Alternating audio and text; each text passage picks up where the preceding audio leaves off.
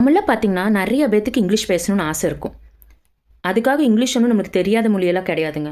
ஏன்னா சின்ன வயசுலேருந்து நம்ம இங்கிலீஷ் படிச்சிருக்கோம்ல, அது ஒரு சப்ஜெக்ட்டாவே இருந்திருக்கு. ஸ்கூல் ஆகட்டும், காலேஜ் ஆகட்டும், நம்ம ஒரு சப்ஜெக்ட்டா அத படிச்சிருக்கோம். ஏபிசிடி எல்லாம் தெரியாம நம்ம இதுவரைக்கும் வந்திருக்க முடியுமா? ஸோ இங்கிலீஷ் ஒண்ணும் தெரியாத மொழி கிடையாது. ஆனா, நம்மனால ஒரு விஷயத்த சரியான விஷயத்த கூட நம்ம நெனச்சத சரியான பதில் ஆகட்டும், சரியான ஒப்பீனியன் ஆகட்டும், ஒரு 4 பேத்துக்கிட்ட 4 பேத்துக்கு முன்னாடி நம்மனால சொல்ல முடியல இங்கிலீஷ்ல. ஏன்னா நம்மளுக்கு பயம். எங்க நம்ம சொல்றப்ப ஏதாச்சும் மிஸ்டேக் பண்ணிருவோம்னு பயம். அந்த மிஸ்டேக் பண்ணிட்டோம்னா மத்தவங்க சிரிச்சுட்டாங்கன்னா பயம். சப்போஸ் அந்த மிஸ்டேக்க மத்தவங்க யாராச்சும் கரெக்ட் பண்ணாலும் நம்மளுக்கு பயம்.